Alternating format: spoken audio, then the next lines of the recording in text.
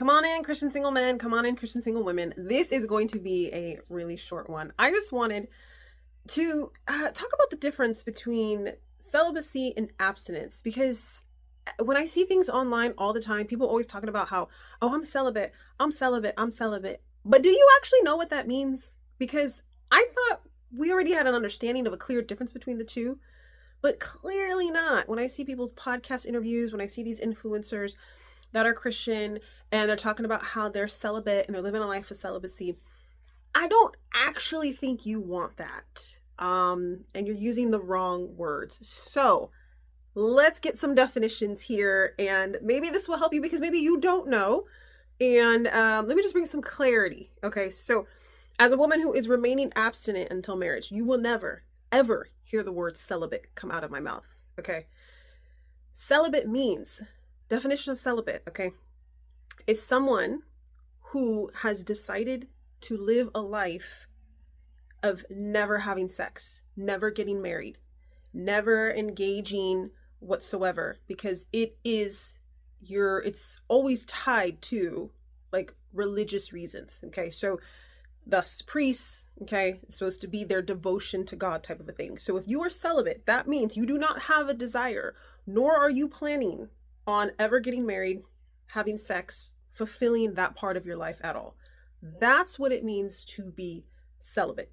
Okay, Paul was celibate. So we see in 1 Corinthians chapter 7, and then even in Ephesians chapter 5, towards the end of it, when he's talking about, husbands, love your wives, starting from verses 22 to the end of Ephesians chapter 5, there's something interesting that he says, which is in verse 32.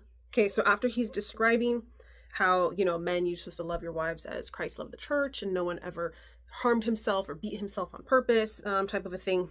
And then he requotes Genesis, where he says, for a man shall leave his father and mother and be joined to his wife, and the two shall become one flesh. Then in verse 32, he says, this is a great mystery, but I speak concerning Christ and the church.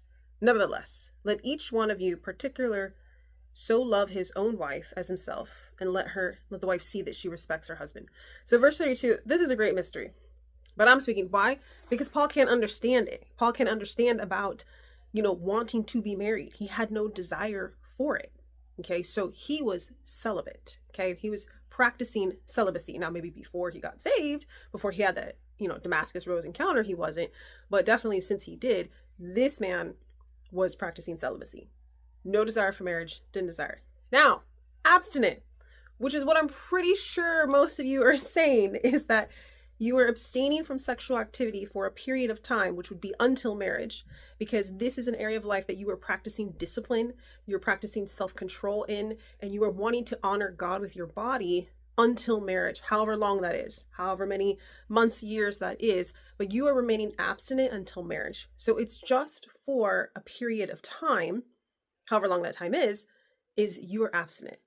So if you have a desire to be married, if you have a desire to have sex, then you were just remaining abstinent until then. You're not celibate. Because if you say that you're celibate, that means that you don't want it at all. You ain't doing it. You ain't got a desire for it.